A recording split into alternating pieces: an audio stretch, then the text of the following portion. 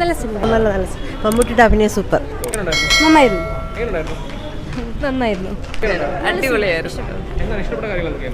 എന്നുവെച്ചാൽ ക്ലൈമാക്സും സിനിമയുടെ സെക്കൻഡ് ഹാഫും അടിപൊളിയാണ്. നല്ല പിന്നെ ഒരു ഡിഫറെൻറ്റ് എക്സ്പീരിയൻസ് ആണ്. പിന്നെ കുറേ നാളെ ഇങ്ങനത്തെയൊക്കെ ഒരു പടം കണ്ടിട്ട് മലയാള സിനിമയിൽ ഒരു ഇംഗ്ലീഷ് സിനിമയുടെ ഒക്കെ ഒരു സ്റ്റൈൽ വരുന്നു, എന്നാൽ മലയാളീകരിച്ചൊരു പടം വരുന്നു. ഒരു കഥ കണ്ടൊരു ഫീൽ. നല്ല ഒരു വ്യത്യസ്തമായ ഒരു സിനിമയായിരുന്നു. മമ്മൂട്ടിയുടെ നല്ല അതിനേക്കാളും അർജുൻ നല്ല നന്നായിട്ട് കൊള്ളായിരുന്നു. നന്നായിരുന്നു. കൊള്ളാം. നല്ല ഭ്രമയുഗ കണ്ടത് കുഴപ്പമില്ല. നല്ല നന്നായിട്ടുണ്ട്. സൂപ്പർ. നന്നായിട്ടുണ്ട്. നല്ല സിനിമ. നല്ല ഇഷ്ടം. മമ്മൂട്ടി ഉഗ്രൻ.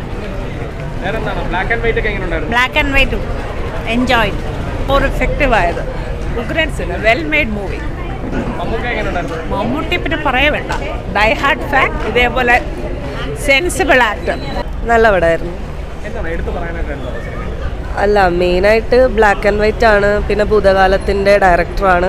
പിന്നെ മമ്മൂട്ടി അതാണ് വന്നത്. ഫസ്റ്റ് ഹാഫ് കുറച്ച് ലാഗ് പോലെ തോന്നി. സെക്കൻഡ് ഹാഫ് അടിപൊളിയായിരുന്നു. മൊത്തത്തിൽ അടിപൊളി. ഒന്നും പറയാൻ.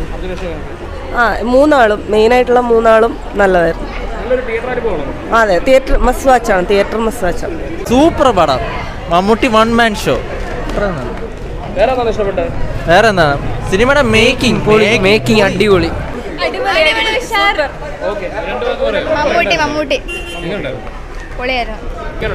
കൊള്ളായിരുന്നു. നല്ല സിനിമയായിരുന്നു. നല്ല പ്രത്യേക മേക്കിംഗ് ശൈലികൾ അടിപൊളിയായിരുന്നു. അഭിനയം കൊള്ളാം. നല്ല സിനിമയായിരുന്നു. നല്ല ആക്ടിങ് ഒക്കെ പെർഫെക്റ്റ് ആയിട്ട് ഉണ്ടായിരുന്നു. ബ്ലാക്ക് ആൻഡ് വൈറ്റ് ആയിരുന്നു ഏറ്റവും മേജർ ഇല്ല. നല്ല മൂവിയാണ്. അഭിനയം എല്ലാം അടിപൊളിയാണ്. പക്ഷേ ഡയറക്ഷൻ കുറച്ചുകൂടെ ഒരു കഥയുടെ മുഴുവൻ വന്നിട്ടില്ല.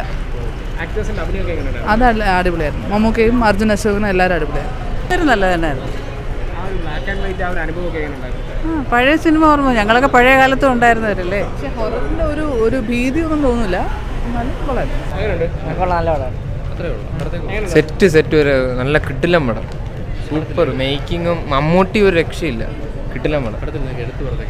മേക്കിങ്ങും മ്യൂസിക്കും ഒരു രക്ഷയില്ല. പിന്നെ അർജുൻ അശോകൻ്റെ കരിയർ ബെസ്റ്റാണ്. മമ്മൂട്ടി പിന്നെ അറിയാലോ, ആസ് യൂഷ്വൽ പൊളിച്ച്.